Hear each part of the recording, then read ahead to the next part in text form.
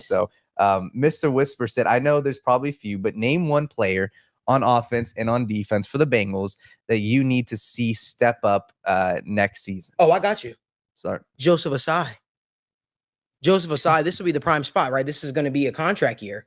And this is the spot where most guys really go out there and they really start to put it on, if you will, and show that they have a spot in this league. So I think that Joseph Asai is definitely a guy that you want to see take the next step forward.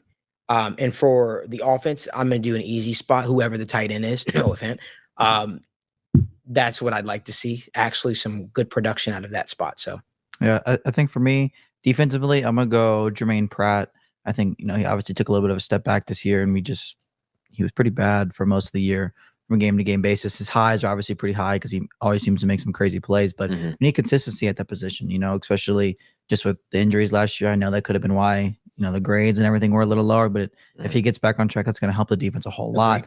Offensively, it's a little weird. We don't know what the team's necessarily going to look right now, but we talked about him a lot earlier. I'm just going to continue to ride the whole Chase Brown thing. The more he's involved, he was super crazy fun last year when he got touches. So we'll roll with it. Offense is kind of hard for me to say. Like, a lot of people may need to step up. Obviously, Boyd and Higgins are technically not with the team, right? Like, they maybe be back, so I don't want to say either of them. And I don't think that's necessarily fair to either of them because, like, I don't know how you step up from being injured. Like, you just don't get injured. I love that. Like, I'm not going to hold that one against T. Higgins. Like, your ribs get broken.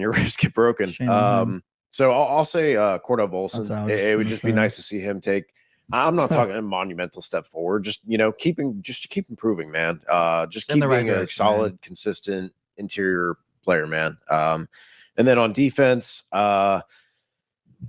would love to see the linebackers get back to the just level of expectation. And we talked last week about why that is. It's not all their fault, right? There's a whole heaping mess of responsibility that got dropped in their plate. The people in front of them and behind them probably weren't playing as disciplined or as well as we would expect. And that's part of the game, right? But I think there just needs to be a bounce back overall and kind of the consistency of what we saw from the linebackers who, we kind of shifted from the safeties being the heart of that defense to the linebackers were the veteran paid guys who needed to kind of captain that unit. And, understandably, there's growing pains there with all the young guys, with them being that more central leadership role. But, I'd really love to see them just really take that and run with it. No.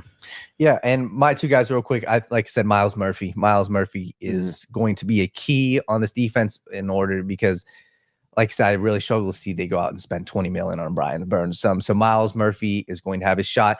And also whoever's the slot position, I think Charlie Jones, obviously expectations aren't for him to be a star player, but he's going to have a chance. So whoever the starting slot guy is, along with Charlie Jones, I looked at Tyler Boyd early in there, was making big time plays. Whoever they're starting and Charlie Jones, that's going to be a key point for me. Is like, all right, that slot position is extremely valuable with Joe Burrow.